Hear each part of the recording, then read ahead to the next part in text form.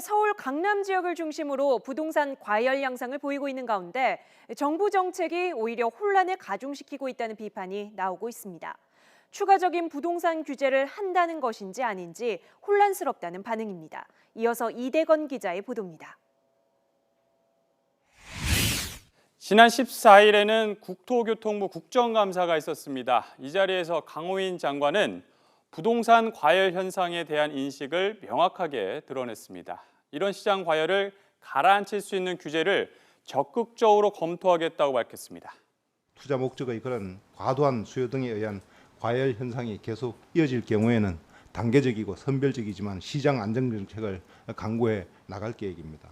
이어 강 장관은 지역별 주택시장의 차별화가 뚜렷해지고 있는 점을 고려할 때 각 지역의 시장 상황에 대한 맞춤형 처방이 적합할 것이라고 말했습니다. 자, 이 발언이 어떻게 여러분은 이해되십니까?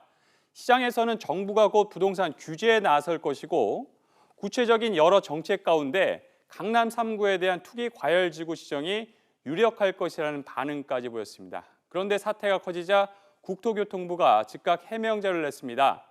과열 대응책 추진 여부는 결정된 바가 없다는 내용입니다.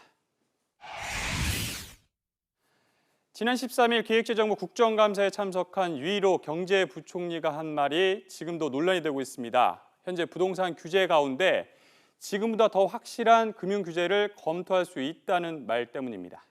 이 강남의 이 청약이 과열되는 부분에 대해서는 손을 좀 봐야 되는 걸 검토해야 될 시기가 아닌가.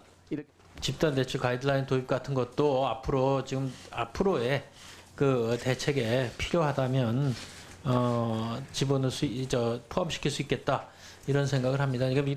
여기서 중요한 것은 질의를 한 김광림 의원이 여당 정책위 의장을 맡고 있다는 사실입니다. 정부가 강력한 규제에 나서야 한다는데 더욱 무게가 실리는 이유인데요.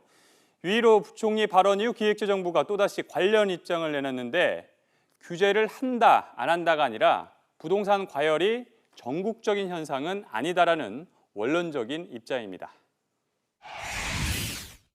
재작년 7월 최경환 당시 경제부총리가 취임하면서 부동산 시장 활성화를 통한 경기 부양책을 본격적으로 추진합니다. 이른바 초이 노미스지요. 이때 금융규제의 최후 수단이 DTI 즉 총부채 상환 비율과 LTV 주택담보대출 비율이 전격적으로 완화됩니다. 저금리 기조가 이어지는 상황이라 당연히 시장에서는 빚을 내서라도 집을 사야 한다는 분위기가 급속도로 퍼졌습니다. 그런데 불과 2년 만에 정부가 8.25 가계부채 대책을 내놨습니다. 이미 많이 알려졌듯이 택지 공급을 줄이겠다는 게 핵심 내용인데 지금에 와서는 부동산 부양책이라는 비판까지 받고 있습니다. 이런 상황에서 보다 강력한 부동산 추가 규제를 시사하는 말들이 잇따라 나온다면 시장은 혼란스러울 수밖에 없는 겁니다. 수요자 입장에서는 투기 목적의 과도한 수요가 분양시장에 유입되고 있기 때문에 이런 부분에 대한 정부 정책의 방향성을 제시해서 시장의 신뢰를 쌓는 것이 중요한 포인트라고 보여집니다. 가장 중요한 것은 정부 정책에 대한 신뢰입니다. 신뢰는 다른 데서 오는 게 아니라 시장에서 충분히 예측 가능한 정책이 나올 경우 저절로 따라오는 겁니다. YTN 이다운입니다.